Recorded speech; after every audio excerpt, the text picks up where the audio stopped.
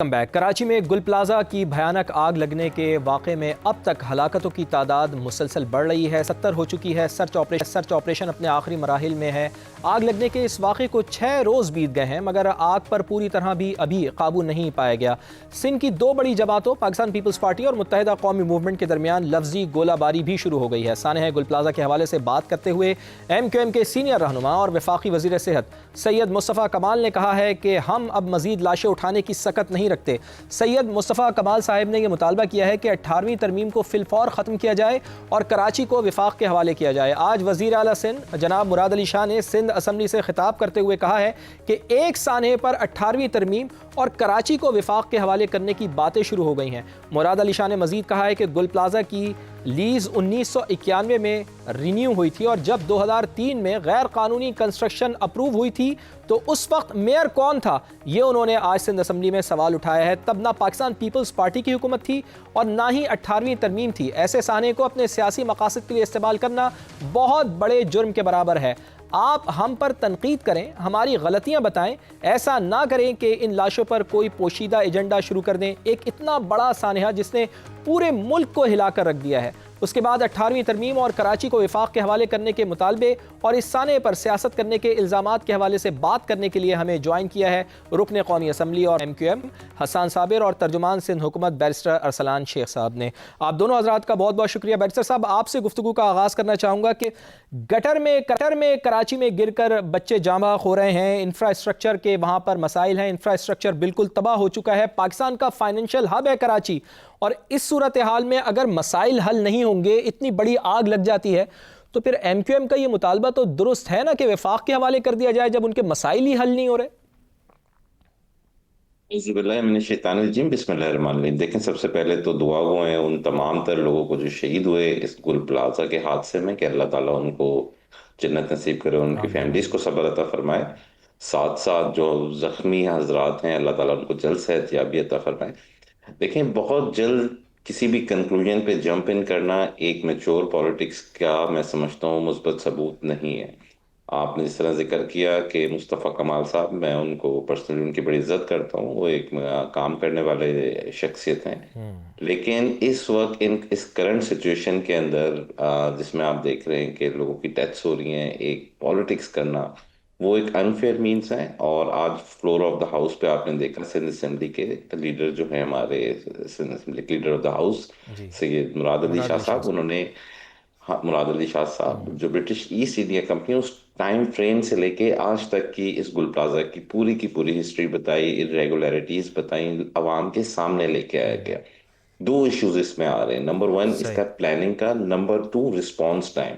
तो जो प्लानिंग, जो एग्जिट्स देखे ना, अगर आप बेसमेंट्स में शॉप्स बनाने दे रहे हैं, ठीक फ्लोर्स है। के ऊपर पार्किंग अलाउ कर रहे हैं विदाउट कंसीडरिंग कि इसकी पॉपुलेशन कितनी है। फिर एक इंटरनेशनल स्टैंडर्ड्स होते हैं कि इतनी पॉपुलेशन पे, जिस तरीके से आपके जो डेवलप्ड कंट्रीज होते हैं वो तो 50,000 पे रखते हैं, लेकिन मिनिमम 1 लाख के ऊपर होनी चाहिए, कि 1 लाख पे एक फायर ब्रिगेड स्टेशन, इतने नंबर ऑफ ह्यूमन रिसोर्सेज उधर डिप्लॉयड होने जरूरी है। लेकिन पाकिस्तान एक थर्ड वर्ल्ड डेवलपिंग कंट्री के अंदर आता है, सही। लिमिटेड रिसोर्सेज हैं। पार्शली एग्री, बिल्कुल गवर्नमेंट की रिस्पॉन्सिबिलिटीज होती हैं चीजों को करेक्ट करना, लेकिन अगर आप कंप्लीट स्टेट ऑफ अफेयर्स और फैक्चुअल रियलिटी देखें तो this is the first time कि पाकिस्तान पीपल्स पार्टी को बल्दियाती नुमाइंदगी हासिल हुई है। अब जो इतने पुराना एक इशू है, मैं गन या इस तरह के लफ्ज नहीं इस्तेमाल करना चाहूंगा, लेकिन जिस एक इल प्लान मैनर के अंदर कराची को ग्रो किया गया और जो करोड़ों की आबादी है, तो जाहिर बात है उसकी रेक्टिफिकेशन रिक्वायर्स टाइम। जब आपके, आप नॉर्मली ये होता है कि शहर बनने से लेकिन पहले उसकी 17-18 प्लानिंग होती है, साल उसमें एक बहुत बड़ा अरसा होता है बैरिस्टर साहब। हसन साबिर साहब। 17-18 साल में सर प्रोविंशियल चले सब्जेक्ट चले मैटर हसन है। साबिर साहब, वजीर आला सिंध ये कह रहे हैं कि गुल प्लाजा के साने के ऊपर सियासत हो रही है। जब बल्दिया टाउन में आग लगती है तो उसके ऊपर वो आपके ऊपर इल्ज़ाम लगा देते हैं। आप गुल प्लाजा के साने के जिम्मेदार आप सूबाई हुकूमत को ठहरा रहे हैं। तो क्या ये दोनों ब्लेम गेम एक दूसरे के ऊपर चलते रहेंगे? आप नहीं समझते कि किसी हद तक आप दोनों ही जिम्मेदार हैं इंसानी हाथ के? बिस्मिल्लाहिर्रहमानिर्रहीम। देखिए, ये इतनी शाइस्ता गुफ्तगू और इतना आसानी से स्लिप हो जाना है सारे इशू से, ये पीपल्स पार्टी ही कर सकती है कि अपने सारे सारे गन को, सारी बैड गवर्नेंस को वो लपेट के जो है वो एक साइड में रख दे और बोले जी हमसे बात कर लें और बड़े इत्मीनान से हम बात करने पहुंच जाए। ये कोई पहला सानिया तो नहीं हुआ। यहाँ डंपर से लोग कुचले जा रहे हैं, या गटर में लोग जाने दे रहे हैं, या बच्चे जो है वो विक्टिम बन रहे हैं इस सारे हादसा का, नालों में बुजुर्ग गिर रहे हैं। यहाँ पर क्रिमिनल एक्टिविटी, आप जरा स्ट्रीट क्राइम का रेशो जरा चेक कीजिए। यहाँ पर आप ये शॉपिंग प्लाजा के जलने का जरा रेशो चेक कीजिए। अभी मेरे दोस्त ने भी ये बताया कि दुनिया भर के अंदर 50,000 से 1 लाख के दरमियान एक फायर स्टेशन होता है। एक फायर स्टेशन, ये एक फायर स्टेशन जरा ये देखे तो सही, 3.5 करोड़ की आबादी वाला शहर है। 29 फायर स्टेशन, 35 फायर टेंडर्स है सिर्फ इनके पास। उस फायर टेंडर्स में भी ना पानी है, ना उनमें डीजल है, ना उनका डीजल किधर जा रहा है जो एलोकेशन करके रखा हुआ था इन्होंने बजट के अंदर। फायर वालों का पूरा बजट जो है वो किधर जा रहा है, वो किस डिपार्टमेंट के अंदर इस्तेमाल हो रहा है, वो किन की गाड़ियों में डीजल डल रहा है। वो पानी का, वो सिर्फ पानी से आग बुझानी थी इन्होंने, फोम किधर गया, पानी नहीं है तो फोम किधर गया। ये आग की इंटेंसिटी का नहीं पता चल रहा, किसको प्रोमोट करके चीफ फायर ऑफिसर लगाया, कौन लोग हैं जो बगैर किसी ट्रेनिंग के फायर डिपार्टमेंट के अंदर भर्ती कर लिए। ये बहुत बहुत बहुत चीजें हैं जिनको बारहा हमने फ्लोर ऑफ द हाउस भी और हमने मुख्तलिफ मौकों के ऊपर भी कोशिश जरूर की कि पीपल्स पार्टी कहीं अपनी गवर्नेंस को बेहतर कर ले, वो चाहे सूबाई हुकूमत की हो या लोकल गवर्नमेंट की हो। लेकिन देखें, यहाँ विल नहीं है, बिल नहीं है करने की विल नहीं है। यहाँ सारी चीजों को मुझे ये बताएं ना, आपकी जानिब से मुतालबा किया जा रहा है कि कराची को विफाक के हवाले कर दिया जाए, 18वीं तरमीम को रोल बैक कर दिया जाए। मुझे हसन भाई जरा बताएं ना कि आखिर क्या वजह है 18वीं तरमीम को अगर रोल बैक कर देते हैं, कराची को हवाले कर देते हैं विफाक के, और शर्जील इनाम मेमन साहब का ये सवाल दुरुस्त है, क्या फिर ये सानहे रुक जाएंगे इसके बाद? देखिए, इसलिए क्योंकि 18वीं तरमीम इसलिए की गई थी कि मुल्क के शहरियों को एक अच्छी गवर्नेंस मिले, एक अच्छे तौर पर उनकी लोकल गवर्नमेंट का सिस्टम भी राइज हो जाए।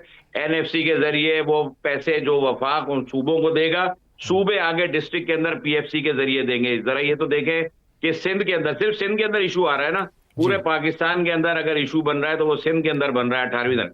ना यहाँ पर बच्चों को गवर्नमेंट स्कूल और कॉलेजेस में एडमिशन मिलता है, ना ही उनको एक प्रॉपर एजुकेशन दी जाती है। यहाँ पर अगर आप देखें तो हेल्थ डिपार्टमेंट को अगर चेक करें तो हेल्थ डिपार्टमेंट में क्या क्या क्या सूरत हाल है। अगर खड़े होकर इस्लामाबाद के अंदर आप बताएं कि जी ये SIUT बड़ा जबरदस्त काम कर रहा है, किडनी सेंटर, ये भाई ये प्राइवेट लोग चलाते हैं, इसके डोनर्स कोई और है। ये कराची के रहने वाले जो लोग मुखैर हजरात हैं वो उसको रन करते हैं। सिंध हुकूमत का क्या ताल्लुक इस सारे सिलसिले से? किसको दिखाया जाता है? वो कहते हैं कि जी बड़ा बड़ा मुकाबला दुनिया भर से हो रहा है नहीं, तो सिंध हुकूमत क्या वहां पर कोई पैसे नहीं दे रही कराची को? क्या सिर्फ मुखैर हजरात चला रहे हैं? अरसलान शेख साहब, क्या आप लोग कोई फंड्स वगैरह नहीं देते कराची को?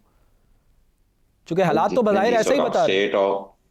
नहीं सर, देखें, ये एक परसेप्शन बड़ा आसानी से क्रिएट किया जाता है, काम बड़ी मेहनत से होता है। जितने आप हॉस्पिटल्स देख रहे हैं, NICVD है, SIUT है, इंडस हॉस्पिटल है, गिम्स है, इवन सिविल हॉस्पिटल में जो आप देख रहे हैं इस वक्त साइबर नाइफ कैंसर ट्रीटमेंट्स हो रहे हैं, दुनिया के मोस्ट एक्सपेंसिव ट्रीटमेंट्स यहाँ पे फ्री ऑफ कॉस्ट हो रहे हैं। It's all backed by the government of Sindh and as per the policy directives of chairman Peoples Party Bilawal Bhutto Zardari साहब।